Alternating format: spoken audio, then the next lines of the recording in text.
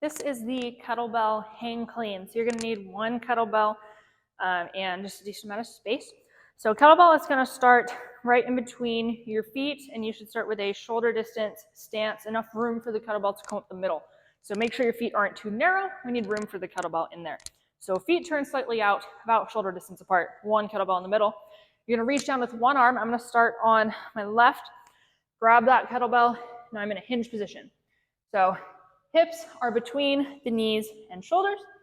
From here, what I'm going to do is I'm going to show you in slow motion first. I'm going to be lifting this kettlebell up and transferring it into a front rack. So the clean is from the ground into the front rack. So I'm going to show you in real speed. That was a slow motion. So what it's normally going to look like is that. So as you can see, there's some momentum behind this motion.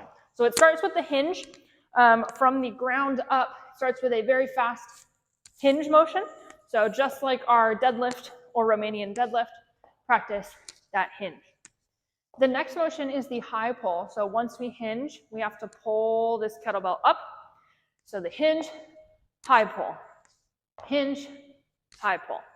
Now I want you to see from the front, when we do that high pull, the elbow comes out to the side, okay? And the kettlebell comes straight up in front. So the kettlebell shouldn't come up out to the side. It shouldn't come up in front.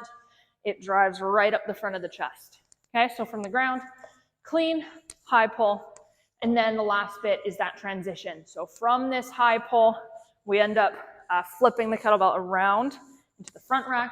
So clean, high pull, flip. Show you from the front. It's that hinge, high pull, flip. Eventually we want it to be all one motion, but if you need to move slower in the beginning, that's fine. But when we're good at it, it should be one fluid motion. Now, one thing that people run into often is when the kettlebell flips around, it kind of slams into the back of the wrist and it's quite painful. So our goal to avoid that is to have your arm move around the kettlebell as much as possible instead of the kettlebell moving around your arm. Because if the kettlebell flips over with a lot of force, it'll slam into your bones and that doesn't feel good. So our goal is, as you can see, I'm moving my arm around the kettlebell instead of flipping the kettlebell around onto my arm. So hinge, high pull, flip the arm around. Down, hinge, high pull, flip the arm around. Okay, eventually you'll get it into one nice solid motion. Comes with practice, you'll get that transition more comfortable. Remember that this motion should be fast, okay? It shouldn't be slow. We're using that momentum from the ground to get that kettlebell up into that front rack position.